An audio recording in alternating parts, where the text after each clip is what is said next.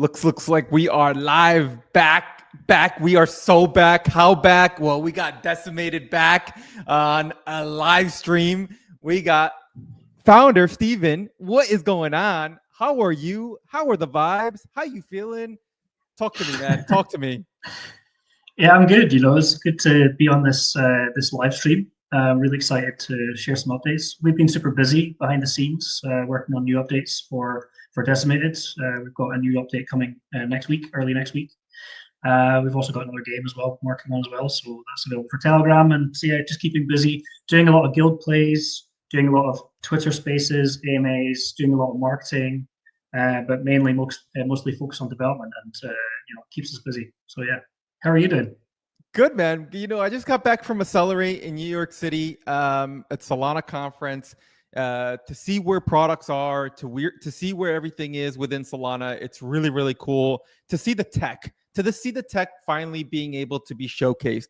For a long, long time, as you know, building in the space, it's very much trying to paint this picture to people, trying to tell them what it is, and having them look at us with 10 different heads and be like, what is it that you're trying to tell me? Like, what is it that it does? Like, I don't really get it. Like, why can't I do it like now? And it's like, yeah, well, guess what? Blockchain enables all of this. And I think with gaming, being able to, like we have this screen that you have here, it's like the weapons marketplace, the vehicles marketplace, the character marketplace, have a marketplace, just to say it, to have a marketplace enabled by blockchain with payment rails that allow anybody to be able to get into this safely, transparently, be able to trade, be able to do all the things that you want to do in Web 2. Not to say you can't do it in Web 2, but in just saying not be able to do it in the sense that of like, hey, I don't know who I'm sending it to. I don't know if this is real or not. Like, how do I get these skins, or how do I get these characters that allow me to level up within a game? Being able to have that within games, being able to showcase that, that's just exactly why I get really, really excited about where the space is heading and where Web3 is heading, and like where you guys have been heading, and you guys have been just nonstop shipping. I think like every time the Decimated notification comes up, I click on it and I'm just like, damn, like what the hell are they like shipping now? And I'm just like how many people do they got working back there? Because like they're just constantly putting out different type of content. And I think that's just it, man. I think like it's being able to put out content that's educational, that's entertaining, that's something that someone wants to learn or read about and be able to get immersed in that experience that you guys are building. And I'd love for you to like kick it off and give us like, the 30 seconds of Decimated, but the 30 seconds of what the Decimated is today versus what we've always heard and listened, because the updates today are pretty massive. Yeah. So for anybody that doesn't know already, Decimated is a huge open world survival game, heavily inspired by DayZ, Arma Wasteland, and Escape from Tarkov. And a new game that's just come out in the market, which is very similar to Decimated, is Arc Raiders. Those games have obviously got like huge budgets, and they're more focused on the Web 2 type of audience.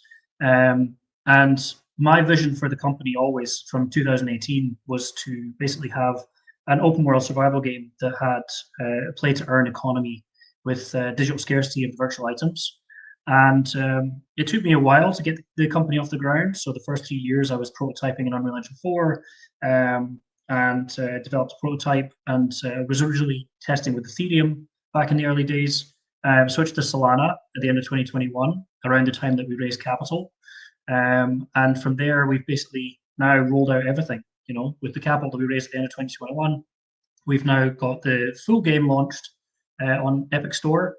We've got our play to earn leaderboards, we've got staking pools, we've got external wallet connection, we've got custodial wallet connection as well. We've got a second game as well, which is available for Telegram. And like you say, like since we launched the open alpha at the end of December last year, we've been rolling out updates of that build every single month this year. And so yeah, we're really excited. We had 400,000 downloads of the game so far. And now what we're doing is we're trying to get the game up on Steam, because we know that Off the Grid managed to get their game up on Steam. And I think that Decimated and Off the Grid have got very similar architecture, even though we're using different blockchains. Just the way that we've designed our games and our Web3 ecosystems, there's a lot of similarities there. So we've submitted the game for review to Steam, and now we're basically ironing out what we need to do in order to get the game published there. So yeah, and the updates that we've got coming out over the next few weeks, next week, are going to be really, really exciting. I think that they're going to make the Decimated experience a lot more of a social experience. So it's not just about PvP or PvE and doing missions and killing NPCs, but it's also about teaming up with your friends, reviving your friends, talking to your friends, talking to strangers inside the Decimated world. So yeah, and I think that on this call, on this stream, I'll be demonstrating the current version of the game, which people can play right now while we're talking, which is available on Epic Store.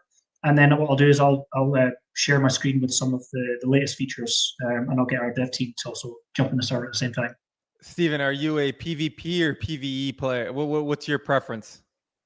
Well, I mean, in a game like Decimated, it really depends on the circumstances, because I like to do the PvE missions where, I start off and I'm just doing all the different missions to collect resources and then earn soft currency and hard currency inside the game world.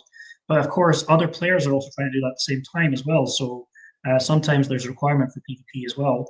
And of course, if people are, willing to attack me while I'm trying to just mind my own business and do PvE missions, then hopefully I'm going to kill them first and then loot their stuff. So I think PvP definitely gets the heart racing a lot more than PvE, because in PvE it's kind of like you're grinding, you're shooting the NPCs, you can kind of predict their behavior. Whereas with PvP, because it's human players, if they disappear behind a truck or a building or something like that, you're not sure where they are. Did they go inside the building? Did they jump? Did they use the jetpack to get on top of the building? Have they flanked me around behind? Do they have friends with me that are watching from a different location? Is there a sniper up on the hill? So PvP is definitely a lot more intense. It definitely gets your heart racing and gives that adrenaline boost. So I gotta ask you $1 million question though. Yeah. Are you top 10 at least on the leaderboard? No, man, no. I can't compete with our core community. Our core community are killing it right now. They're completing like 500 missions a month, and I think that I'm obviously playing the game to test it, and I'm testing a different version of the game. So sometimes I jump in and play with the community when I've got time, but generally I'm playing on the internal build, which has the new features and helping the QA team and the engineers fix and adjust all the new features as we need. Because I'm the creative director and I'm kind of like deciding exactly how things should work and how things should function, how the user experience should be. But yeah, I mean, if I play the game now with our community, I get dominated. Like, people know where I am, they find me, they kill me, I have to respawn. You're a top target there. I am, exactly. But there's occasions where if I jump in the server, people will be like, oh, hey, Espion's here. And then we'll get together. Even if we're from different factions, we'll get together at a specific place and we'll say, okay, let's all meet at the trader outpost. And then we'll take screenshots and photographs of everybody sitting on top of their cars, holding their weapons, that kind of stuff, So it's good fun, What's your faction of choice? I always go for the Marauders, to be honest. I mean, obviously, I have to switch between the different factions to kind of test things across each of the different factions. But I think that ideologically, I like the Wasteland faction the most, because they're more kind of like rebellious and kind of anarchistic and that kind of thing, So the cops are obviously like the strict players. They want to police the entire area. The citizens are kind of like the rebel uprising against the AI and the cops. And the Wasteland Marauders, they just don't care. They just want to see things. They want to watch the world burn. So I'm like that. I want to watch the world burn. The 400,000 downloads on Epic. You've brought in so many different players. We're talking about factions. We're talking a little bit about the game. What do you think's been the biggest feedback right now from all these new players coming into the game that you've kind of been like, wow, man, like, yeah, we're either working on it, you've already shipped something. What's been that feedback that you've gotten that you're just like, man, like it could also even be like, I think that feedback could also be of like, this is just a unique game. It makes it so much more unique than what we see out there. And why is it unique, right? Could it be the factions? Could it be the style of the way that you've designed the play to earn with the PvP and PvE, all this stuff? Like, where do you see that? Yeah, I mean, since we launched the public version, and in fact, we launched the closed alpha at the end of 2023. So we had a whole year of doing closed community playtests where we were gathering feedback. I think that a lot of people in the community have made suggestions that we've kind of already thought of and that are already in our product backlog. But when we went open alpha, we published the open alpha in December of last year. We obviously opened the floodgates to a lot more people to provide feedback, and we asked people what things they liked about the game, what things they didn't like about the game, which characters they preferred, which ones they didn't like, which vehicles they preferred, etc. I think that the general consensus from the surveys that we ran from the initial open alpha playtests were the vehicle physics needed to be improved. There needed to be more social aspects like squad management, reviving your teammates, being able to talk inside the game. And we told people, these are actually priorities for the open alpha. And now, that we're in May or just the start of June, we're actually rolling out those features. So yeah, we've been running surveys for several months. In fact, every single month we have a new survey. The first few months of the year, we basically gave all the characters away for free to kind of ask people which ones do you like, which ones don't you like, so then we can gather that feedback and then tell the character art team, okay, players actually prefer these type of characters versus these types of characters, and it also helps us manage which ones we make free and which ones we make premium as well, and the same with the vehicles as well. But I think that the general consensus was that they think that Decimated is an amazing game and it has huge potential, especially in the traditional gaming market, because we do have the PvP there. We've got the PvE. It differentiates from a lot of team deathmatch games and battle royale games because we have missions, we've got NPCs, we've got other players, we've got the different factions, we've got the survival mechanics. It's like there's so much to do that you can kind of choose what kind of gameplay you want to have. And that doesn't mean to say that Decimated is an MMO. It is a multiplayer online game, but it's not like an MMO where you can kind of craft things and things like that, at least at the moment, But this is another thing that people have asked us is, will I be able to craft weapons? Will I be able to build a base and that kind of thing? And these are things that we're also planning to do in the future. Those are kind of like later stage alpha features. So yeah, there's a lot of things that we still haven't started development yet of, but we're definitely going to include in the future. But I think that at this stage, because we're kind of in the games as a service type of stage where the game is now live and we're listening to community, they kind of help us prioritize the features. There's a lot of things that we say, what would you prefer us to focus on for the next quarter? Would you prefer us to work on the squad system? Would you prefer us to work on the build system and that kind of thing? And based on the feedback will help us kind of determine what our priorities are for that quarter. Yeah, I think like the balance of making sure the game is fun and then also having all these aspects is kind of like a tough balance there to act on, right? I think like the feedback and everything. But what do you think is actually like the secret sauce behind it? Like, what would you suggest? Like, what would you say, like as an entrepreneur, as building as this founder, the creative director? Like, man, what is that secret sauce that you could give us on like how do you balance all this? Being where the game is today. I mean, the game is already immersive. The game already features all of it. It's now just more of like some of the icing on the cake or the sprinkles on the cake. Finding that secret sauce is important. But I think like, what's that message? The secret sauce.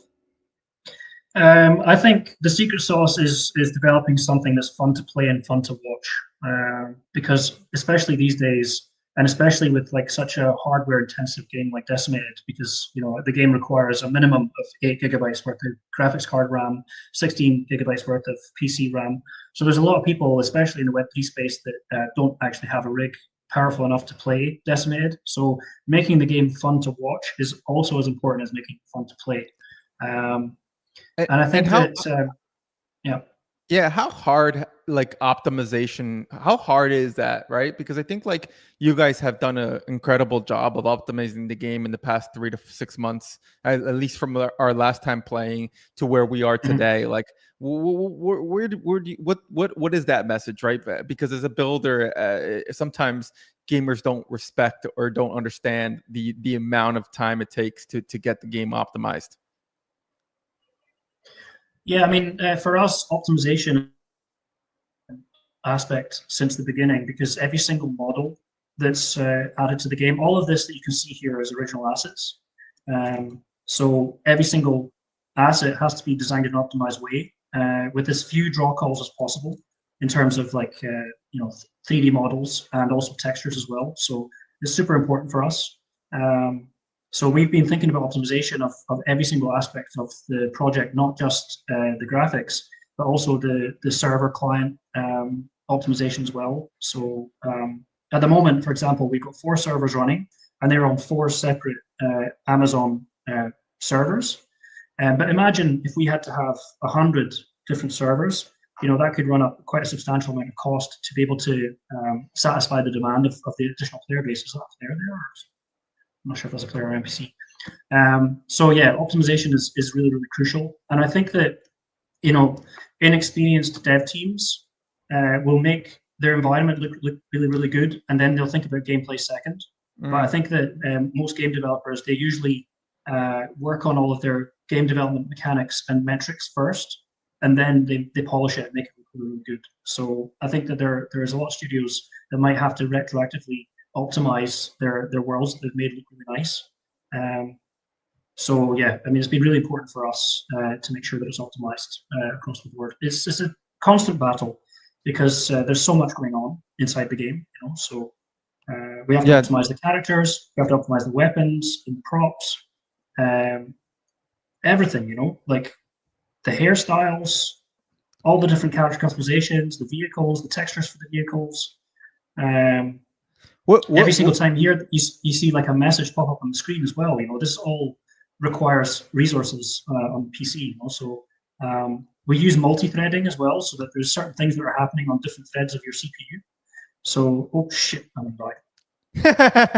See, this is the thing. I don't know if I can play the game and talk at the same time, because you need to concentrate in Decimated, otherwise you get killed like that.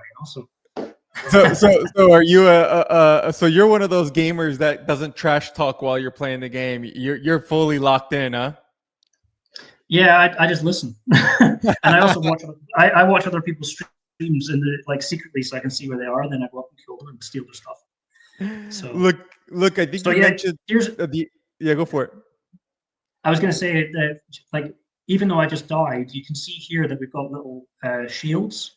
This means that the items that I've bought in the marketplace, they belong to me. So I can basically respawn, and then I can re-equip the weapons I've bought, and then I can switch and then go to my sniper, go to my rifle, for example. But if you play the game for free, you can pick up any of these items, like these ones, for example. We've got like a soup can, we've got a therapeutic bandage. The bandage will restore your health and also restore your blood, or it'll stop blood and it'll restore a little bit of blood as well. But if you get shot or killed by other players, all the items that you picked up for free will be lost. You drop them all, and then people can loot you. But people can't loot the weapons that you're carrying. They can't loot the vehicles. And I'll show you here. These are some of the vehicles that I've got in my library. So we've got about 15 vehicles available on our marketplace, about 30 different types of weapons, 15 different characters, etc. Apologies if I have slightly jerky frame rates, but it's just because we're on StreamYard at the same time. Maybe I'll put my fan up a bit higher. Yeah, Stephen, what's that message you have for those that are not looking to play, but start be the metagamer within Web3, right? We have a lot of metagamers that like to buy assets, NFTs, lend, and all that stuff, or work with guilds and lend to guilds. The game you've built here has that ability really to work a lot within guilds, esports, and all that. Where do you see that messaging for those that are looking to get involved but are not ready to play the game, or don't have the time to play a game but want to say, hey, I don't want to say in the word invest because this is not financial advice, but them to get involved or have skin in the game for what you're building? Yeah, so I mean, we've got some functionality in our website to be able to refer people to the platform.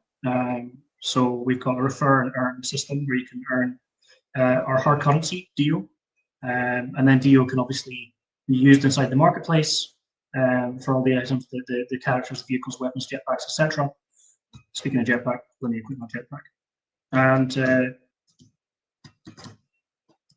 And we also have staking pools as well. So we've got multiple staking pools on our website as well. So people that are not actually playing the game can at least take advantage of some of the Web3 functionality that we've got as part of the entire ecosystem.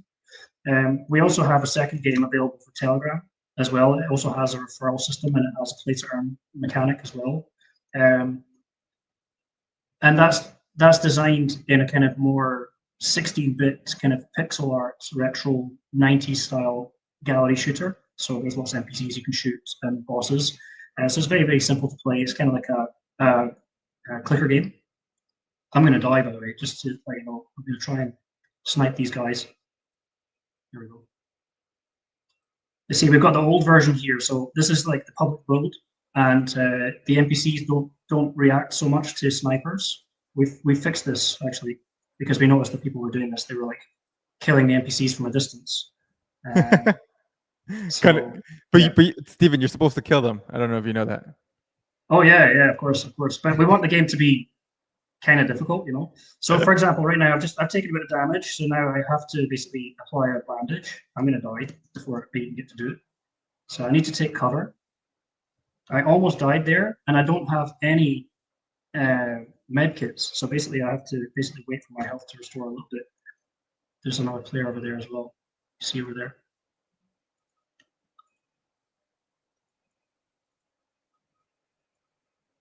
So there's like so again, like one of the things, like, you know, we talked a little bit about, like, you know, the messaging to those that are meta gamers, but what's the messaging to partnerships? I know that you guys have done really cool skins within the games.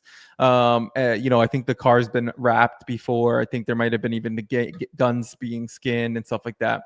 You know, Web3 has that ability to really partner a lot with other games, ecosystems, you know, everything Web3 offers.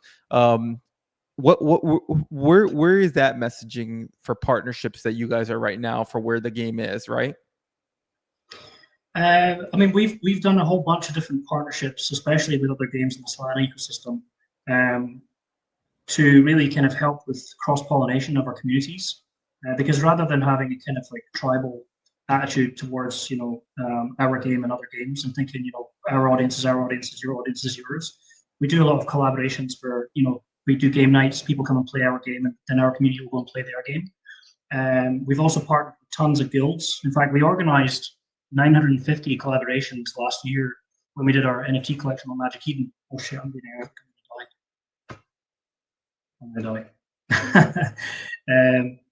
So yeah, 950 collaborations with NFT communities. I don't think that many of those communities really played the game. They were more interested in the NFTs and the utility that we had for the NFTs, which was early access to the game and to leaderboards and staking and stuff like that, you know. So we have been in discussion with some partners about getting some external branded assets inside the Decimated world. But it's a real technical challenge because, you know, with optimization, all of the assets, you know, they have an impact on performance. So, you know, it's hard enough for us to have all the assets that we have in one game, let alone assets from another game. So, and there's also like the naming conventions as well. So even if two games are using the same game engine, let's say they're also using the same game engine version, there's still all the naming conventions of all the animations and the bones and the textures and the folder structure and things like this, you know. So it really requires for and designing their games exactly the same way for them to be interoperable. So unless there's like some kind of standardization on how projects are structured, I think that interoperability between games could be quite difficult. So what we're planning to do is we're going to have interoperability with our own assets between our own games. So we've got Decimated, and we've also got some other IP, which is currently in pre-production. And we're speaking to investors and publishers about those other games. And Decimated, basically, we've created all the assets for Decimated, all the vehicles, weapons, characters, and jetpacks. And for our other games, if you've bought items in Decimated, you'll be able to use those in our other games as well. So interoperability within our own ecosystem is definitely a priority. You're hitting on something really cool about, you know, you guys are building this IP. I've been preaching or saying this for quite some time about game developers making sure that they're looking at their game or their company as a entertainment company, right? Entertainment business, kind of like how very much almost the top Web2 games all have comic books, TV shows, merchandise, you know, in real life events and all this stuff. Like there's so many things that the entertainment business offers gaming gaming being the heart of it. Just listening to now you possibly looking at this IP, is that something you guys are you're looking at this as well as a entertainment approach on getting, outside of just gaming and tying it all back to gaming? Sorry, I was a bit distracted there. Can you just like rephrase the question in one sentence? Yeah. At least you didn't die though. That's all that matters. Look, I think like I've been preaching for a little while about like gaming and a lot of games a lot of game developers look at just the game itself and building the game. And I always say if you look at it as building an entertainment company, you would be a lot more successful, especially from a marketing standpoint. From a marketer, it's why I think Disney invests hundreds and thousands of dollars in kids so that by the time they're adults, that there's a love, passion. It's not just the movie, it's the Disneyland, it's also the merchandise, it's the plushies, whatever. In Decimated, and you look at Call of Duty, you look at Grand Theft Auto, you look at all these other things that exist, Dragon Ball Z, I mean, like Pokemon, that goes on and on, right? Like, do you guys have that same vision as you just mentioned, that there's these possible, like you guys are working on an IP? Are you looking at it as an entertainment company as well?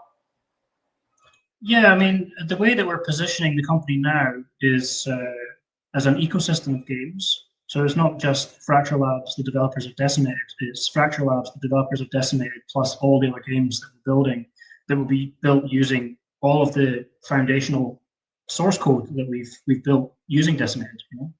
And this will be games across multiple platforms, including PC, console, mobile, and things like Telegram and maybe even browser. Some people even asked us, are we going to do VR games as well? And of course, if there's a demand for it, then we would definitely do VR. And as I've seen in the past, I know that like there's a lot of projects that do this kind of thing now as well, especially with AI, having like comic books or sort of like animations, for example. This is something we've also kind of touched on as things to put inside the game for the intro screens and things like this. But a lot of people have said to us in the past that they think that the lore for Decimated is something that could actually be like a Netflix series or like a short film or even like a feature film, with the competing factions, the human citizens and the cyber cops and wasteland marauders, and how they all kind of interact with each other. And that's definitely something that we'd like to do, but it's really all to do with how successful Decimated is, how much money we raise from investors and publishers. So yeah, I would say that at the moment we're an 8-year-old company. This version of Decimated has taken 3 years to make, and the years prior we're basically trying to get the company out of the kind of startup indie kind of phase. But what you're suggesting and what you're saying is definitely something that we have as an ambition. Like what do we see in the future? Yeah, I would love for Decimated to be a franchise, where it's not just about one game, but it's multiple games for multiple platforms. If you think about like the comparison is like Fallout or Bethesda, right? Bethesda have got Skyrim, and Skyrim was the game that made them really, really huge and successful. And then of course they bought the Fallout intellectual property, and then they developed that into the same type of game like Skyrim is in 3D. But then they also made a mobile version of Fallout, which was completely different from the main game on PC and console. But it was actually, ironically, the one that made the most amount of users and made the most amount of revenue. So we like to compare ourselves kind of like a company that would have those levels of ambitions. Bethesda, they've also got a Fallout TV series as well now. So yeah, that would be fantastic. Yeah, I think like, you're hitting on like exactly like the approach that game developers should look at it. And I think, this comes with the experience that you just mentioned, 8 years building this. And I think like, if I gave you the magic 8 ball, before you started building, and you look back at the last 8 years, that's like, what could you have done differently? Or what's one thing that you wish you knew before it all started, right? And I think you're just saying it, right? It's like, man, the approach. But again, Web3 was very early. Gaming was very early. We still didn't even understand. I mean, if you look at gaming and Web3 gaming from where it was, 5 years ago to where we are today, I mean, man, like, it's a whole different world. I'm going to pause for one quick second before you answer this. I'm going to bring the other screen up.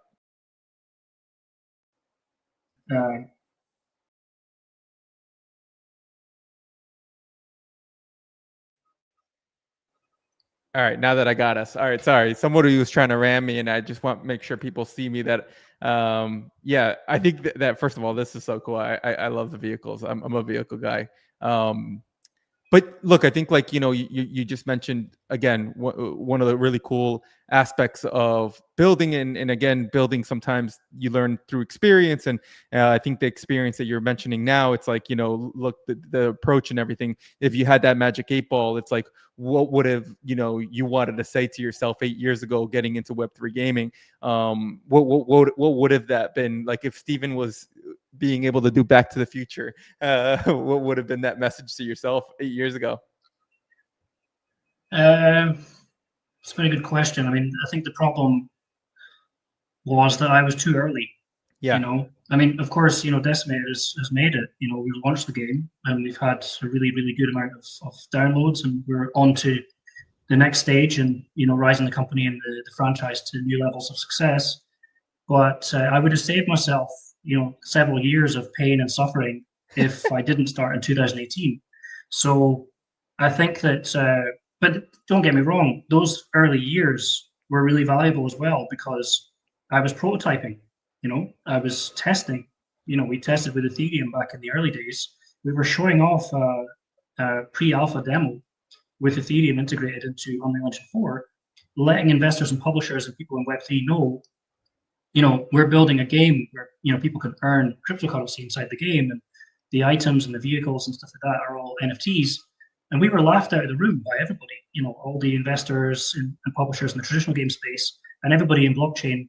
They were more interested in, DeFi and supply chain and other use cases, banking for other use cases for blockchain. A lot of people didn't take gaming seriously because they thought games are for children, and blockchain is a mature technology that should be used in other applications. So I was one of the few, I was kind of like walking alongside Sebastian Bourget from The Sandbox and Alex from Axie Infinity.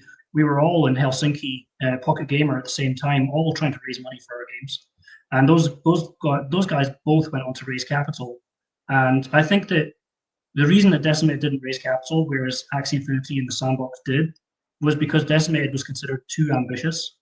A lot of people that we spoke to thought, Decimated is trying to be a AAA game, whereas Axie Infinity is kind of like more of a casual game, browser-based, mobile-based, and The Sandbox is also potentially playable on browser, and it appeals to much younger demographic. It's more the Minecraft kind of crowd, that kind of stuff.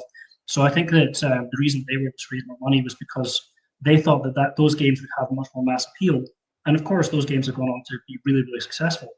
So I think that if I was to go back 8 years and give myself any piece of advice, it would be like, don't give up, but don't stress yourself out too much about it, because it's not you and it's not the product, it's the timing. You're just too early, so don't beat yourself up about it, because your time will come, and I think I would say that to any founder. Even now, in the stage that we're at, it's very, very difficult to raise capital from investors. It's very difficult to get publisher interest.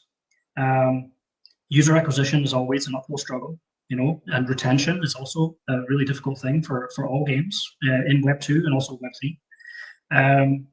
But I always think that, you just have to keep going and keep on developing, keep on building, weather all the bear markets, enjoy the bull runs, and keep on building, because you never know what's going to happen.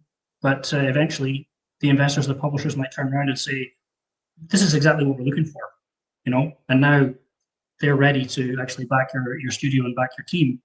So I think that, the Web3 sector and also the traditional gaming sector is very trend driven, and it's all about luck and timing, being in the right place at the right time and knowing all the right people. So yeah, it's very, very hard work.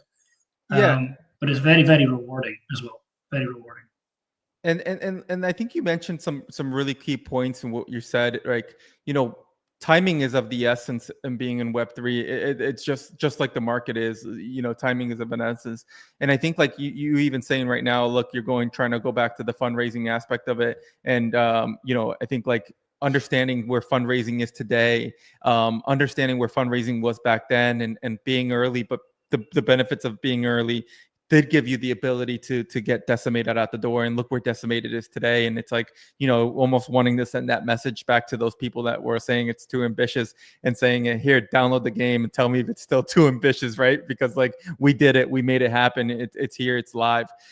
What do you think right now in the Web3 life of where Web3 is right now in gaming? What do you think is the biggest obstacle right now for Web3 gaming? And what do you think needs to be done so that we could overcome the obstacle that we are currently facing in Web3? The biggest obstacle is getting published on Steam, and having the blockchain NFT tag on Epic Store. I think that this limits the amount of traditional gamers that want to get involved in these type of games just because of the association. I think that Web3 still has a very negative, it's got a very negative connotation from traditional gamers. We are in contact with Steam directly, and we're also directly in contact with the Epic Store team as well, and letting them know that we think that Decimated is a game that would appeal to Web2 gamers, because it's not like we've built the game on chain. It's more like Web 2.5. So I think that what developers need to do is make sure that the game is the main focus, and that the Web3 aspects of things are not a requirement to play and enjoy the game.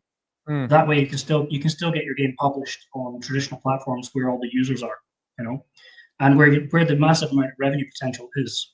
So. Is it education? Is it education, or is it like the products are still not there for people to understand? Like, what do you think right now? Like when you say that, right? Like when you say being on Steam and like the marketplace and all that things, is it just because solely you I should avoid this area. Sorry. They're gonna kill me. I'm gonna jump into the game, and I'm gonna pick you up and we can go for a drive. Sound good? Yeah, let's do that. I've been trying to get a car, but every time I try to go get a car, they keep killing me. What do you think? Like with that, what you just said? I mean, I think like you mentioned again, like is it education? Is it the products are just not there, like for the people to understand? Because when I talk to Web3 folks, it takes them like especially like somebody at Epic or Steam, Unity, and all this stuff. And I talk to a lot of founders. It's only after like 20-30 minutes that they're like, oh, that's what Web3 is? Like it's just tech. There is that stigma, right, of crypto and blockchain. I think the stigma affects everything all around Web3. It's not just in gaming. As we start looking at a lot of like legislation and government talk, understanding finally crypto. Is it education, or is it the products are still not there? Well, what do you think is like maybe even something else that you guys are seeing from your end of like what's missing? I mean, I do think that there are some products that are definitely hitting the nail on the head. The Maple Story, Off the Grid, several others. But I think that from the traditional gamer's mindset, they're very skeptical about all new types of business models. They're very skeptical about new types of tech as well. So, when free to play was a new type of business model, a lot of users were skeptical because they thought, okay, well, nothing is free. How am I being charged to play this game? So it might be free to play, but then of course people complained about the microtransaction system. You're charging me $1 or $2 to buy a shield, to buy a sword in order to play the game, in order to progress and have fun. So people were skeptical about it, and of course there are some people that are sitting on the fence about the free to play business model. And I think that with Web3, because it's a new tech and it's also a new business model, gamers are skeptical about it. And even earlier on today, when I was speaking to Alexi, he's on our team from Blizzard and Gameloft, he was saying that Ubisoft got a lot of flack because of the Web3 games that they were either sponsoring or funding or testing with. Their community was very toxic towards that idea because they just see it as a new way to extract value out of the players. It's like, okay, now you're charging us a premium for the game, and then you're charging us for DLCs, then you're charging us for all the skins, and now you want to charge us for tokens and NFTs and in-game currencies. Like, I think that the gamers are very skeptical about it. They're skeptical about the intentions of studios that are using Web3 technology. And I think that definitely the fact that there's been a lot of bad actors in the space, or scams or rug pulls, like there are in any new and growing industry, like even in the early days of the internet, there's probably thousands and thousands of websites that never amount to nothing. But then, of course, from that rose Google and Amazon and YouTube and lots of other companies that we just take for granted today. So I think that it will happen in time. I think that the industry, the sector is kind of winning hearts and minds as time goes on. I'm trying to, where are you? What's your character name? Trekkie. Yeah. Okay. Did you see? I'm joyriding right now, and somebody's Humvee over here. Yeah. Someone was kind enough to not try to kill me when I'm trying to hop into there. Cool. So yeah, I was going to say that I think that the industry is definitely winning hearts and minds over time. But I've always said that I think that eventually what's going to happen is, the Web3 gaming sector is going to be just a kind of separate niche of gaming along the spectrum of different types of games that you can play. You'll have free-to-play games, you'll have premium games, you'll have indie games that are, maybe $5, $10. You're going to have Web3 games, which might be free-to-play, or there might be a requirement to buy an NFT or something like that, or just play, but they'll have earning potential. There'll be a certain level of risk there, but it'll be, invest your time into playing the games, and then we'll reward you for the amount of missions that you complete, for example, the amount of NPCs that you kill. And then on the far end, you've got the iGaming sector, which is like crypto games. So not crypto games, or casino games. And I think that the Web3 niche is going to be in between that kind of like premium and iGaming type of sector. But I also think that in the case of Decimated and other games like Off the Grid, we are still kind of like more free-to-play AAA, but with Web3 kind of accessories on the website and outside the game that's kind of plugged into the game, but it's not essential in order to play the game and have fun. You can even earn soft currency inside our game as well. So, but I think that it'll take time. But eventually, people will accept that there's different types of games for different types of audiences. So yeah.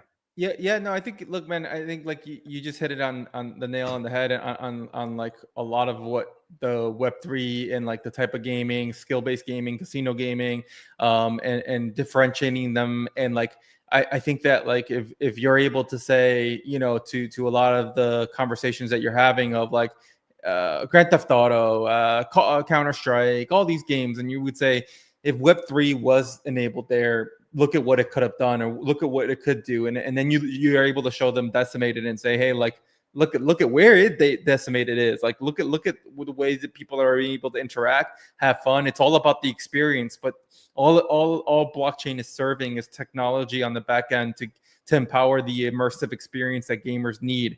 And I think technology has always been at the forefront of gaming. It's always evolved gaming. It's always changed gaming. And I like to always use the reference of in the sense that it might have not been gaming itself, but like it could have been the parts around gaming. Like you look at your TV going from a tube TV to now 4K TVs, what we've gone through now, these slim LCD TVs, all to improve your gaming experience because of the graphic settings and all that stuff. So technology's always, for me, been at like the forefront of what gaming has to offer and everything, and what it is. It's just, again, what was the messaging used to show people why you needed a better TV, why you needed all these things. And I think like you're just saying it here, it's once again, it's like, what is the language that we're using with Web3 to bring more of Web3 to the mass markets. And, shout out to you guys. Congratulations on being on Epic, having 400,000 downloads. You're mentioning being on Steam, possibly getting on Steam.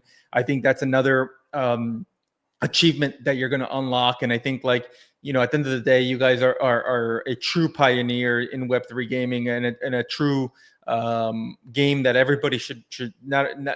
If you don't play Decimated, I don't care. Like go and like them, go and follow them, go just comment and share what they're building, because they're truly laying the foundation for a lot of other future games to be able to be on these major players like the Epic, like the Steam, because I think like it takes a game like this to be able to open the door and say, oh, okay, cool, this is Web3. None of this is scammy. None of this is I'm not getting my wallet drained.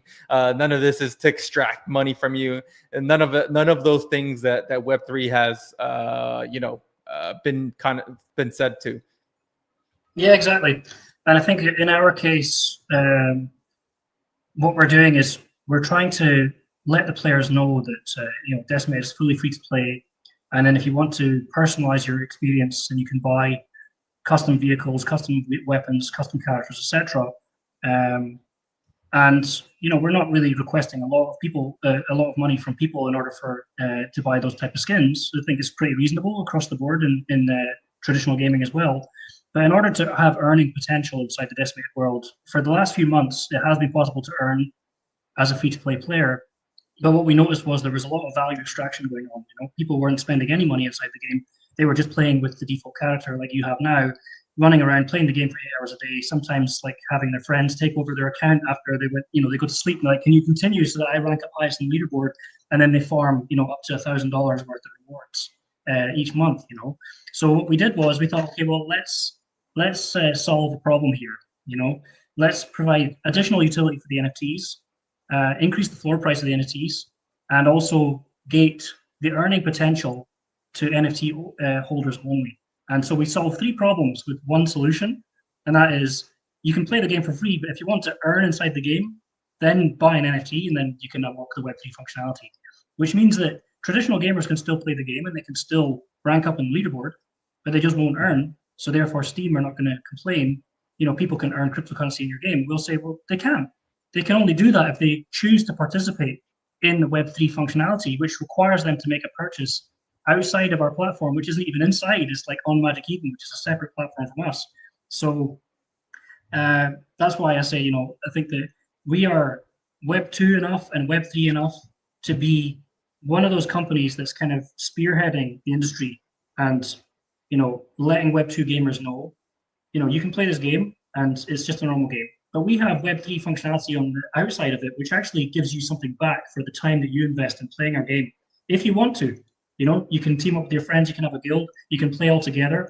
You guys could be working your day job, coming home from work, playing Decimated, earning enough money to upgrade your computer to be to play the game in like ultra settings, and then that kind of thing. So well, Steven, they could actually still play their game on their mobile phone, right? On the Telegram game. Oh yeah, of course, the Telegram game. And we've also recently partnered up with Boosteroid as well. So I know that you guys have been talking a lot about Shaga, and Starless have partnered with Shaga. We're also in contact with Shaga as well. But we partnered with Boosteroid, who are one of the biggest cloud gaming platforms in the world. So I think they've got about 1.5 million monthly active users. So we're actually planning to reward players that sign up on Boosteroid and then play Decimate through Boosteroid. So people will be able to play the game on any device, an iPad, a mobile phone. We're currently working on the controller input as well, so that people can play on mouse and keyboard, or they can play with controller. I don't think that'll be ready for next Monday. The update on Monday is going to be the squad system, the revival system, the in-game voice chat, new NPCs, etc. But yeah, controller support is really important to us. Getting on Steam is also really important. Yeah. Steven, what's the final messages? What's the roadmap the next 6 months? What's the closing remarks that you want to give us? Next week, massive updates. Next week's got some really cool things to make sure that we all keep our notifications on with what you're building. But the roadmap for the next 3-6 months are very crucial with all these major names that you're mentioning, like a Steam possibly being on and everything like that. What are the final closing remarks from your end? Okay, let me just get the notes up. So the imminent updates for the build, which is coming on Monday, as I've mentioned several times, the squad system, proximity voice chat, we've got the unconscious state as well. So rather than dying every single time like you have been while you've been playing, you'll get knocked unconscious first, and then potentially you could bleed out, or an NPC or another player could come and kill you, then loot you. So we're going to have the unconscious state, so it's not really game over once you get shot. Then we have a revival system as well. So while you're unconscious, players can revive you, and not just people inside your faction. Other players can also revive you too. So if somebody shoots you, and then they're like, oh, "I'm sorry, don't worry, I'll revive you. I'm going to steal your weapon, but I'm going to revive you." So and they'll be able to tell you while they're doing that, because we're going to have the push to talk proximity voice chat. We've got 2 new NPCs. We've got cannibal raiders and wasteland gangs.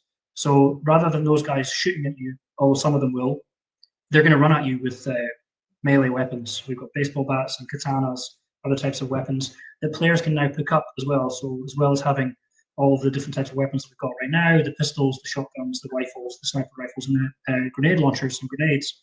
And now we're going to have melee weapons. So you can punch people, and you can also strike them with katanas and stuff like that. We also have enemy health bars, so you can see above the NPCs how much health they've got. And we've also got item glinting as well, so it's a very, very minor feature, but now you can actually see what items you can pick up and what you can interact with. They kind of flash like you see in Ubisoft games. And we've also optimized the UI, so you can actually you can make the UI disappear, so you can play the game in hardcore mode, so you don't know if you're bleeding until the screen turns black and white, and you don't know when your health is low, and until you see the screen kind of with the pain VFX. So that's the updates for the main game, and then obviously right now we're going to be working on getting the game published on Steam and further optimizations as well for the next few months. On the website, we've got the refer to earn system, so people can now refer their friends. They can earn soft currency and hard currency. We're going to add the NFTs to our own internal marketplace, so that people can just buy them directly from the Decimated website or link to Magic Eden from that. And we've also got a Twitter engagement system in development as well, because we've actually found that our community has been really, really helpful with getting Decimated viral.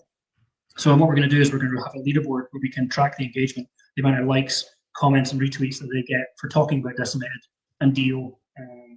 And we're going to reward them with hard currency as well.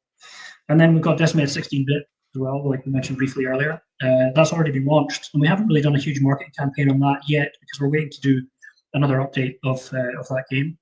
But we're planning to have a kind of anti-spam feature so that people can't play the game, or they can play the game on multiple devices, but there will be limits, like rate limits, if we detect people are trying to farm and rank up in the leaderboard. And more improvements, because we want that game to be kind of like the old 90s retro gallery shooters, so the enemies will shoot back and the screen's going to flash when you take damage and stuff like that. And there's also leaderboards inside the Telegram minigame as well, so people can earn inside the Decimated main game. They can earn from the staking pools, they can earn from referring their friends to the platform, or they can earn through the Telegram mini app. So there's a lot that we're doing. The team is 30 people, but we also have an external team that works on the website and the Telegram mini games as well. So we've got a lot of people working on everything that we're building, and it all plugs in to the back end. So yeah, it's just two of many games in production. Yeah, shout out to you and your team. Congratulations. I mean, it's really, really cool to be able to just go through this last 45 minutes, an hour of playing the game.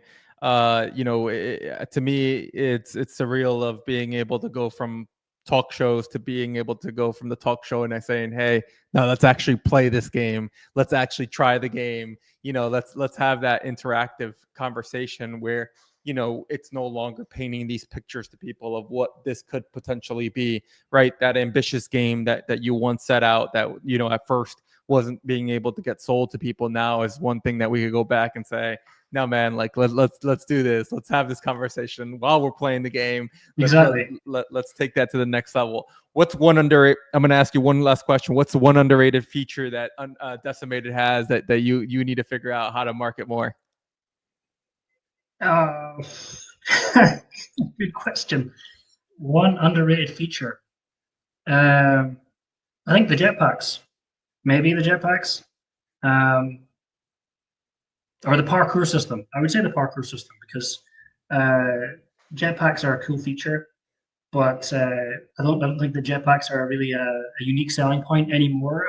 I wonder if other games copied us because we had jetpacks in our game. We had jetpacks in 2020, but I would say that our parkour system, like for example, when I first played PUBG, they didn't have a parkour system where you could climb up objects and jump through windows.